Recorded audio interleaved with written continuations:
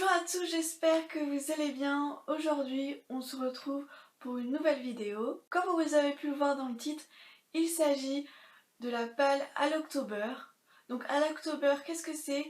C'est en fait un concept qui a été créé par Justine de la chaîne Fairy Neverland et il s'agit de lire durant le mois d'octobre des, des lectures en rapport avec Halloween qui font un petit peu frissonner.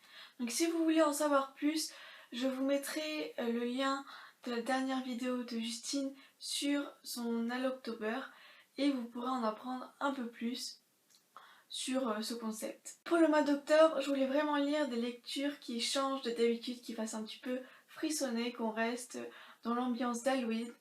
Mais il faut savoir que je ne suis pas une grande amatrice de lecture un peu fantastique, enfin j'aime pas trop quand il y a des vampires ou des loups-garous par exemple.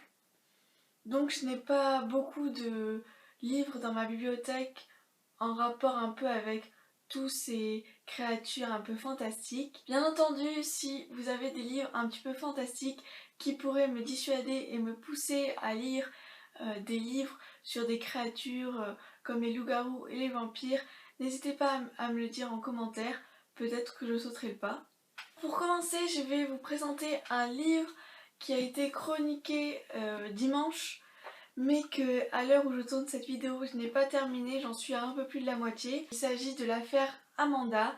Comme vous pouvez le voir à première vue, ce livre n'est pas d'apparence très frissonnante, rien qu'avec la couleur, mais je pense que ça reste une bonne lecture pour Halloween parce que ça tourne autour d'un mystère. Alors dans le synopsis, on nous dit que c'est l'histoire d'une certaine Melissa qui arrive le jour d'Halloween dans un nouveau lycée et à partir de là, elle va faire connaissance avec trois individus qui ne se connaissent pas réellement et elle va disparaître en laissant des indices derrière elle et tout un mystère et à partir de là, ces trois personnes vont vouloir la retrouver. Donc j'aime beaucoup ce concept de mystère qui fait un petit peu frissonner.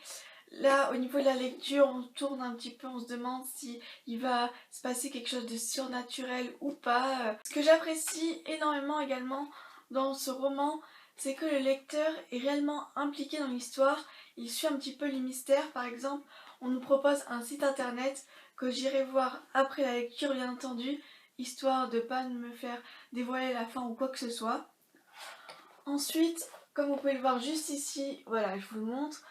On a un petit mystère à résoudre, je trouve ça très ludique et ça renforce davantage ce côté un peu surprenant, inattendu, tout un mystère qui se crée et il me tarde fortement de connaître le dénouement. Ensuite, le second livre que je compte lire pour le mois d'octobre, il s'agit d'une lecture en VO, donc The Haunting of Maddie Claire. Maintenant vous connaissez un peu mon problème pour prononcer les titres en anglais, je suis désolée. D'après le titre, je pense que ça va être une histoire de fantôme ou de quelque chose comme ça. Et ce que j'aime bien, c'est que ça va toucher également un peu un contexte historique puisque ça va se passer dans les années 1920, voilà, en Angleterre. Dans cette histoire, on va suivre une jeune femme dans les années 20 accompagnée d'un jeune chasseur de fantômes qui vont enquêter sur l'esprit d'un fantôme d'une jeune femme de 19 ans, donc Maddie Claire, qui hante une maison. Donc je pense que là, il va avoir un peu une histoire de spiritisme, essayer de rentrer en contact avec ce fantôme. Je pense qu'en même temps, c'est aussi un thriller, une petite enquête. Donc je pense que c'est vraiment pas mal pour le thème d'Halloween. Ensuite, je vais vous parler d'un livre des éditions Pocket Jeunesse. Donc là, il s'agit des Filles de la Lune de Nayla de Brume. Donc comme vous pouvez le voir, c'est un petit roman et je sais que ça va parler de sorcellerie. Franchement, j'aime pas trop, même pas du tout la couverture qui me donne un aspect très jeunesse. Bon, même si on me dit que c'est à partir de 13 ans, l'histoire me semble pas si jeunesse que ça, mais on verra bien, il me tarde de la lire pour ensuite vous donner mon avis. Donc ici, on va suivre l'histoire de Lana, une femme qui a perdu sa fille et son mari dans un accident, je crois. Bon, on ne nous dit pas comment elle a perdu sa fille et son mari. et à ce moment-là sa vie bascule et elle va décider de s'isoler et de se réfugier dans une vieille maison familiale et à partir de là elle va tomber sur des sortes de grimoires de sorcellerie. Donc c'est aussi, je pense que c'est aussi une bonne lecture pour Halloween parce que ça va tourner autour des sorcières, de mystères, un petit peu d'histoire un petit peu magique. Je sais pas ce que ça va donner mais il me tarde de me lancer dans la lecture. En tout cas c'est un tome 1, il y en a 3. On verra bien. Et enfin le dernier livre que je vais vous présenter, ce n'est pas un livre de ma bibliothèque. Je me dis que c'était pas mal aussi pour le thème d'Halloween. Je trouvais que c'était aussi pas mal pour le thème d'Halloween de prendre un thriller. Et j'ai choisi celui-là parce qu'il tourne aussi pas mal sur le thème d'Halloween. Le titre c'est Celle qui en savait trop de Linwood Barclay. Et donc ici en fait on va retrouver l'histoire d'une femme qui se fait passer pour une médium. Mais en fait elle n'est pas du tout médium, elle utilise le chagrin des autres pour se faire de l'argent.